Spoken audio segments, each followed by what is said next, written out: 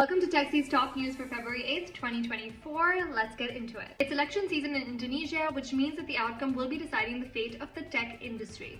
Current President Widodo has been credited with crafting policies that definitely grew the Indo-tech sector to almost $80 billion in 2022. And some good news, Singaporean-based fintech firm Nium is entering India.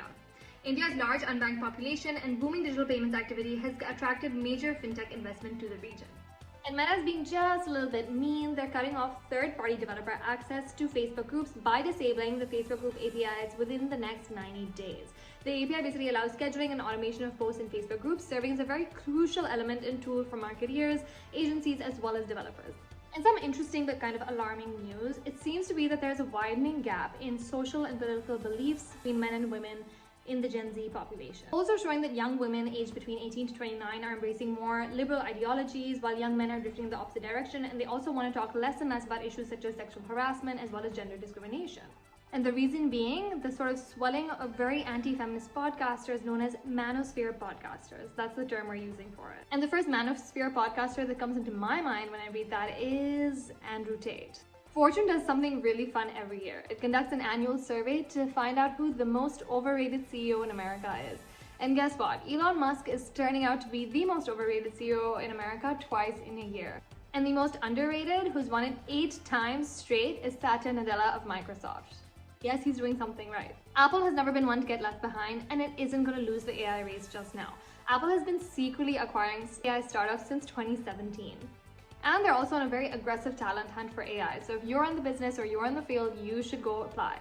We're thinking that the upcoming iOS 18 is going to be the first big AI reveal for Apple. Really good news for the climate. India's big population is seeing a very big surge in electric vehicle motorbikes.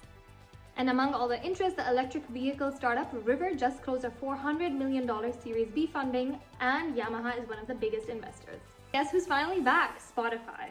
Spotify is finally starting to see an increase in its user base, sitting at 600 million active users.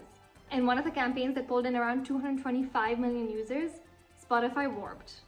And Ken Lever has a very interesting article on who you should be hiring in your startup. Should it be somebody who just wants to get the job done, or somebody who's actually really passionate about making the difference and putting in the extra work? Something he calls the hungry assassins. And one thing he uses to weed out people who are passionate and who aren't, he uses ClickUp. Chris Winterhoff has a really fun article up on the Apple Vision Pro, 2 solid points on why it trumps the TV.